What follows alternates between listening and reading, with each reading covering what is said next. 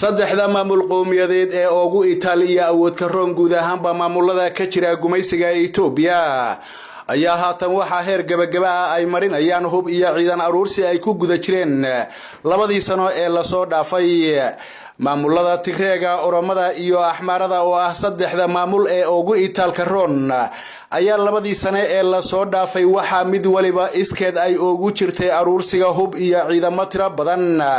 oo ay doonayso in ay danaheeda gaarka ku fushato waxaana ciidamadaasi tirada badan ee saddexda maamul ay sameysteen ay meesha ka saareen wiiqeena ciidamada militariga dalka Itoobiya awoodii ay ku lahaayeen guud ahaanba dalkaasi Itoobiya ciidamada militariga Itoobiya oo mar aha kuwa ugu awood daroon guud ahaanba dalkaasi Itoobiya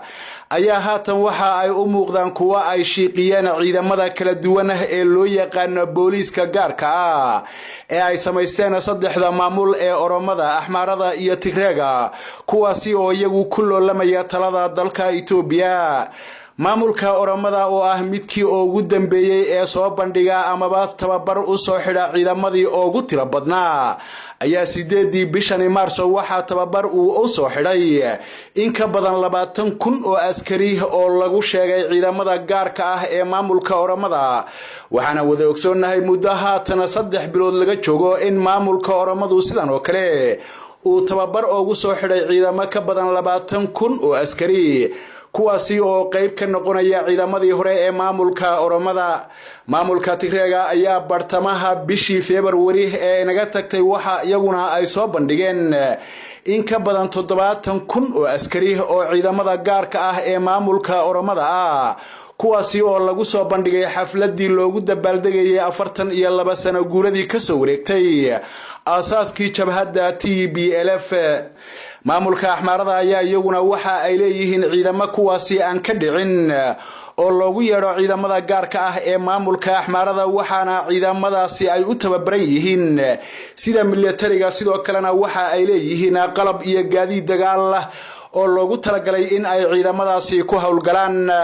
ciidamada maamulka Oromada ee tababarka haatan loo soo xidhay ayaa madaxweynaha maamulkaasi oo la hadlay waxa uu sheegay in ay ka qayb qaadanayaan sugidda amniga guud ee dalka Itoobiya iyo waliba kan maamulka Oromada waxaana uu sheegay in ciidamadani ay qayb ka noqonayaan cutubyadii hore ee ciidamada maamulka Oromada ee mararka kala duwan tababarada loo soo xidhay madaxweynaha maamulka Oromada oo hadalkiisa sii wata ayaa intaasi waxa uu ku daray in haatan wixii ka dambeeya maamulka Oromadu ay ka maarmi doonaan baahidii ay u qabeen ciidamada militariga Itoobiya maadaama maamulka Oromadu uu sameystay ciidamo tababar heer sare leh oo isugu jira ciidamada booliiska gaarka ah ee sida militariga u tababaran ciidamada booliiska ciidamada dambi ka hortaga iyo sidoo kale ciidamo maleeshiyad ah oo maamulka Oromada gaar u ah kuwaasi oo guud ahaanba ka hawlgala gobolada iyo deegaamada kala duwan ee dhulka Oromada madaxweynaha maamulka Oromadu waxa kale oo uu sheegay in ciidamada gaarka ah ee maamulka Oromada ee sida militariga u tababarani ay awood u leeyihiin in ay ka hawlgalaan guud ahaanba dalka Itoobiya goor kaste oo loo baahdo balse inta looga baahanayo ay ka hawlgali doonaan deegaanka Oromada dhinaca maamulka Tigreega madaxweynaha maamulkaasi Debretsion Gebremichael ayaa xilligii lagu guda jiray dabaaldega 42 sano guuradii ka soo wareegatay asaaskii jabhadda TPLF waxa uu sheegay in ciidamada gaarka ah ee maamulka Tigreegu ay awood u leeyihiin in ay ka hawlgalaan guud ahaanba dalkaasi Itoobiya waxaase uu sheegay in aanay wax dan ka lahayn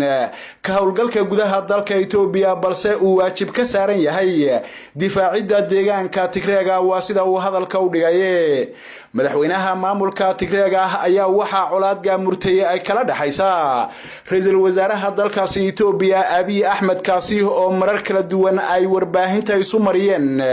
hadallo qalafsan oo mid waliba midka kale uu dusha kaga saarayo kala fogaanshaha ku yimid maamulka Oromada iyo xukuumadda dhexe ee Addis Ababa maamulka Axmaarada ayaa dhankiisa isaguna haatan waxa uu ku guda jira diyaarinta kumanaan ciidamo ah oo qayb ka noqon doona ciidamada gaarka ah ee maamulka Axmaarada uu yeelanayo waxaana maamulka Axmaarada colaad ba'ani ay kala dhaxaysaa maamulada Tigreega iyo Oromada kuwaasi oo uu daris la yahay maamulka Axmaarada marar kala duwan gacan ka hadal uu dhex maray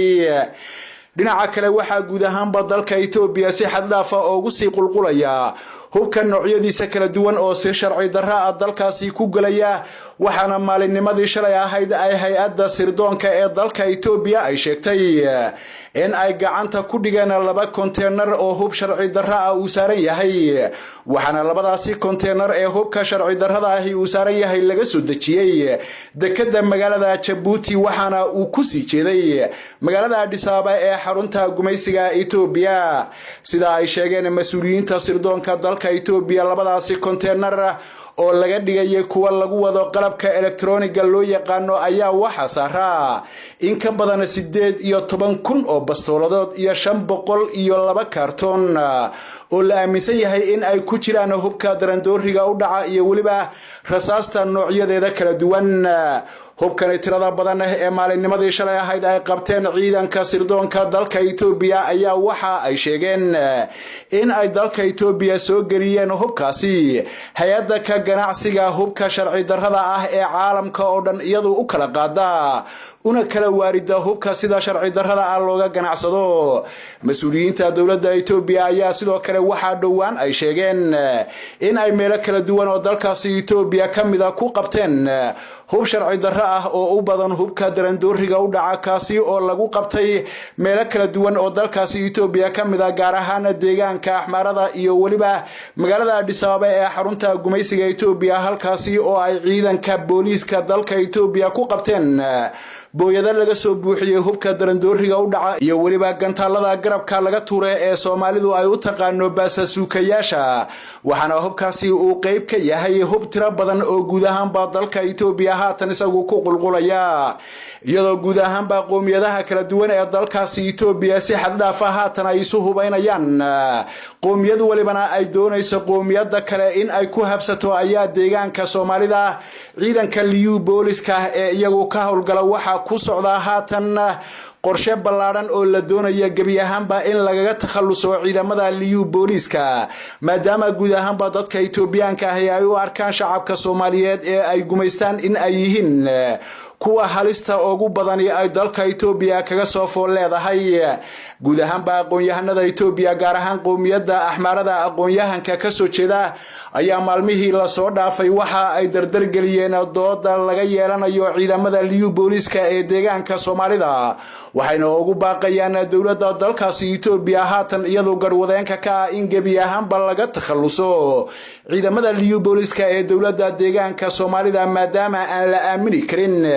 ciidamadaasi hubaysan ee ka soo jeeda qoomiyadda Soomaalida kuwaasi oo sida ay sheegeen goor kaste halis gelin kara jiritaanka dalkaasi Itoobiya ciidamada liyu booliska ee dawladda deegaanka Soomaalida ayaa tan iyo intii talada deegaanka Soomaalida laga faramarojiyay madaxweynihii hore ee maamulka Soomaalida Cabdi Ilay aanay jirin wax kordhin ah oo lagu sameeyay sidoo kalena waxa si weyn hoos loogu dhigay tayada iyo qalabayntii ciidamada liyu booliska dawladda deegaanka Soomaalida waxaana marar kala duwan soo baxay qorshayaasha dawladda federaalka ah ee dalka Itoobiya ay ku doonayso in lagu kala diro ciidamada liyu booliska ee dawladda deegaanka Soomaalida balse gadooda dhinaca shacabka ah oo ka dhashay arintaasi ayaa waxa ay keentay in si aan rasmi ahayn dib loogu dhigo kala dirista ciidamada liyu booliska ee dawladda deegaanka Soomaalida qoomiyadda Axmarada oo iyadu haatan u muuqata midda ay ka go'do talada dalkaasi Itoobiya ayaa qoomiyadda Soomaalida waxa ay ka aaminsan tahay tan ugu cadowsan ee mar walba halista gelin karta jiritaanka dawladnimo ee dalka Itoobiya sidaas daraadeedna waxa aqoon-yahanka siyaasiyiinta xaq jirka iyo guud ahaanba shacabka Axmaradu ay si weyn isha ugu hayaan ciidamada gaarka ah ee dawladda deegaanka Soomaalida kuwaasi oo ay ku taamayaan mar in la kala diro ra'iisul wasaaraha gumaysiga Itoobiya Abiy Ahmed oo ka soo jeeda qoomiyadda Oromada ayaan isagu si rasmi ah uga hadlin ciidamada tirada badan ee ay samaysanayaan tababaradana ay u soo xidhayaan maamulada Oromada Tigreega iyo maamulka Axmarada kuwaasi oo ah kuwa iyagu ku loolamaya gacan ku haynta talada dalka Itoobiya waxaana haatan dalka Itoobiya ku soo foolay doorasho guud oo la filayo guud ahaanba in ay bisha August ee inagu soo foolay ka dhacdo dalkaasi Itoobiya taasi oo si weyn looga dayrinayo qaabka ay u dhici doonto ra'iisul wasaaraha gumaysiga Itoobiya ayaa maalin ka hor waxa magaalada Addis Ababa uu kulan kula yeeshay taliska sare ee qaybaha kala duwan ee ciidamada gumaysiga Itoobiya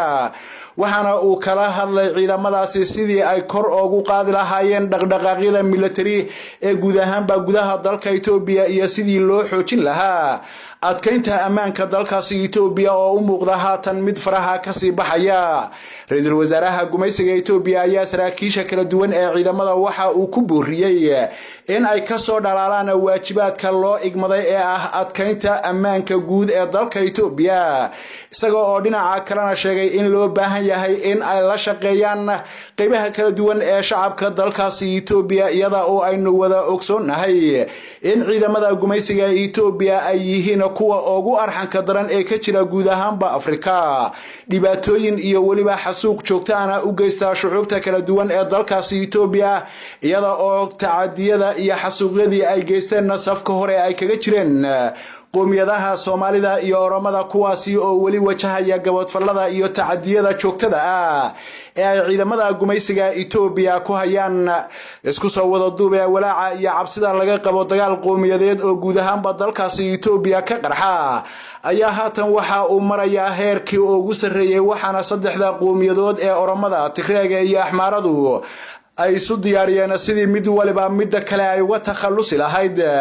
iyadoo qoomiyadaha kale ee dalkaasi Itoobiya ku nool haatan ay isu diyaarinayaan sidii ay isaga difaaci lahaayeen weeraro laga cabsi qabo in ay kaga yimaadaan saddexdaasi qoomiyadood ee iyagu haatan isu birtumanaya